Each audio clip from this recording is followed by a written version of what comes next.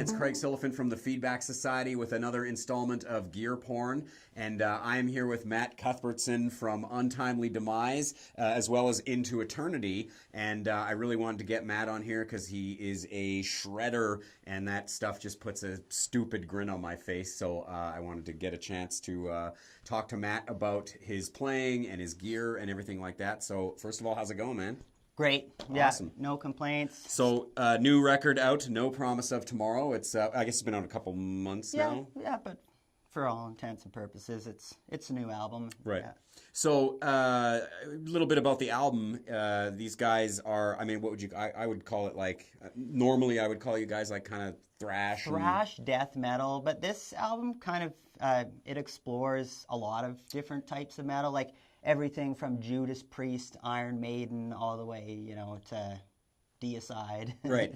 So how did you get into guitar playing in the first place? Like, how old were you? Well, it would probably be checking out skateboard and snowboard videos. They always had great soundtracks, and it was like the punk rock, Face to Face, all the like Epitaph and Fat Record stuff.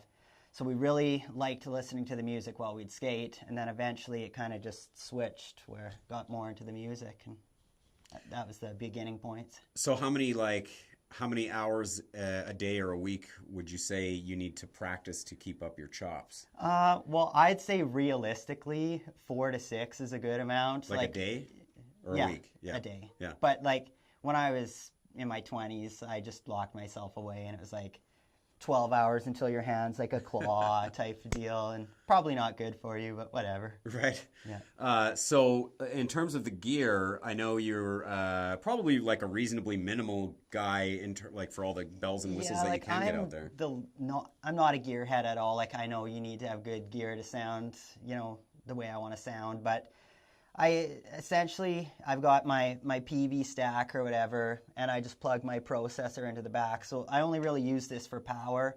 All my effects come from my processor unit, which is cool. When we recorded our albums with Glenn Drover, a lot of the effects that we used for that album, he just programmed that into the machine. So now I've got the exact same effects, plus some of his Megadeth ones and stuff, which is pretty cool. Yeah, and I mean, that's really cool that you get to record with Glenn.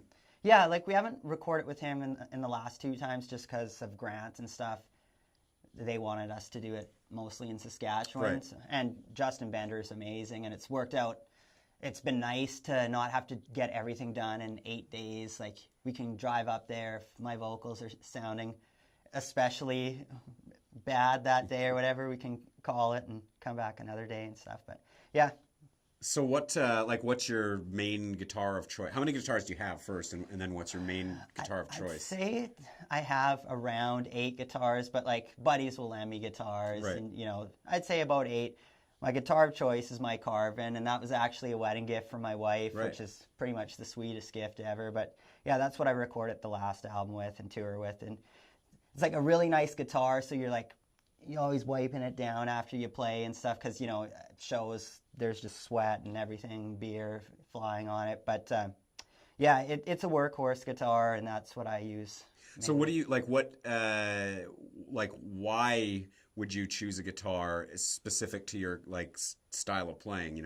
Obviously if you buy a Tele or something, you want certain tone, but what is it about your playing that matches you with a guitar? What I like about this one, obviously having the Floyd is nice, because just hitting that, making all those disgusting sounds with the Floyd are really good. And the maple neck is really smooth when you're, sliding up and down the fretboard, and yeah, it's just comfortable. It plays really easy. Having the nice cutaway, I always hate guitars where you have to work to get up high. Right. Like having a nice cutaway where it's like round and nice. Those are all my favorite things about it. Nice. And then in terms of the processor and stuff, what sorts of, you can obviously hear the effects and stuff on the album, but what kind of stuff are you generally using? Always high gain. And then for my lead, there's a little bit of a subtle delay that kind of decays, reverb.